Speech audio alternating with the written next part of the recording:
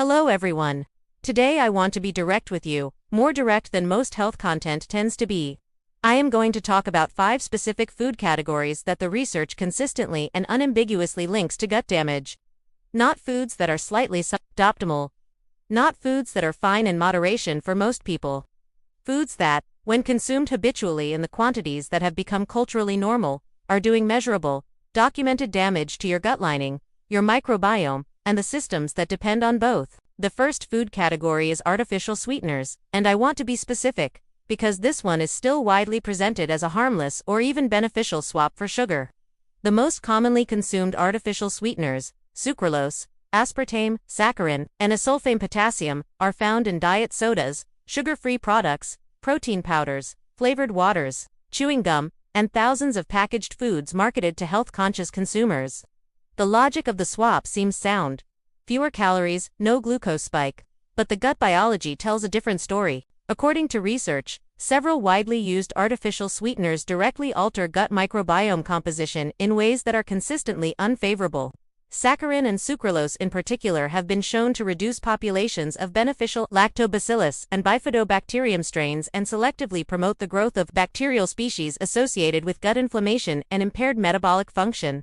In one study, consumption of saccharin for just 11 days produced measurable glucose intolerance in healthy participants, an effect that was directly transferable through microbiome transplant, confirming that the sweetener was operating through the gut bacteria rather than through direct metabolic action. You replaced the sugar. You kept the gut damage. In some cases, you added new damage that sugar alone would not have produced. The second food category is conventionally produced meat consumed in large quantities, and I want to be precise about why. Because this is not a conversation about meat being inherently harmful. The specific issue is with meat produced through industrial practices that involve routine antibiotic use in livestock. According to research, residual antibiotic compounds in conventionally produced meat and the antibiotic-resistant bacterial strains present in the gut of treated animals are both documented routes through which antibiotic disruption reaches the human gut microbiome. Even at subtherapeutic concentrations, repeated antibiotic exposure through food sources has been shown to reduce gut microbial diversity over time and contribute to the proliferation of resistant strains that are increasingly difficult to manage clinically. In one study, individuals with high conventional meat consumption showed measurably lower microbiome diversity and higher proportions of antibiotic-resistant bacterial genes compared to those consuming organic or plant-forward diets.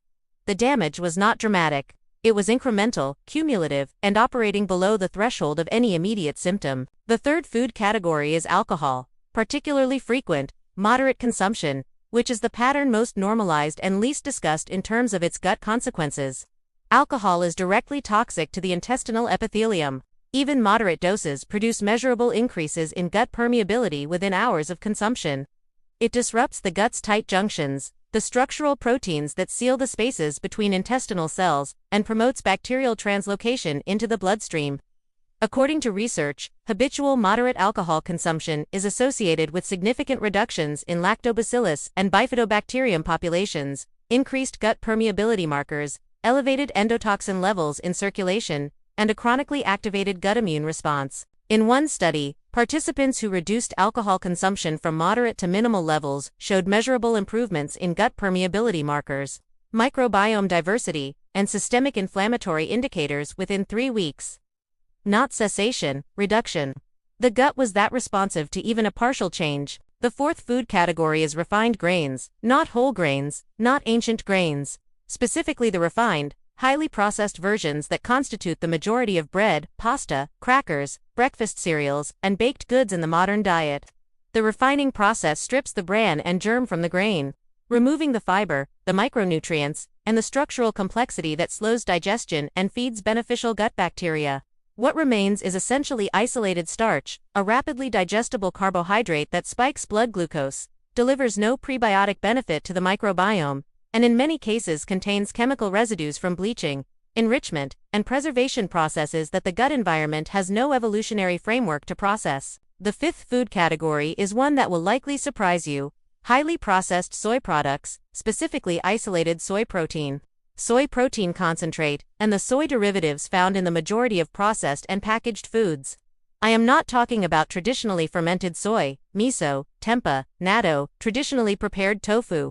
These are among the most gut-supportive foods in the research literature.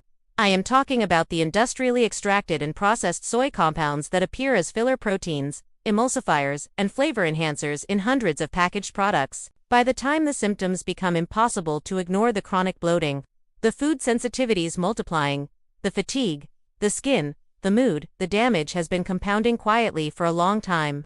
And the person experiencing it has no idea which part of their otherwise normal diet was the source. I hope this gave you clarity rather than confusion. Drop a comment and tell me which category surprised you most. I read all of them. If this was useful, hit the like button and share it with someone who is trying to understand why they feel the way they feel. And if you're new to Nutriflow, this is exactly what we do here. Subscribe, hit the bell, and I'll see you in the next one.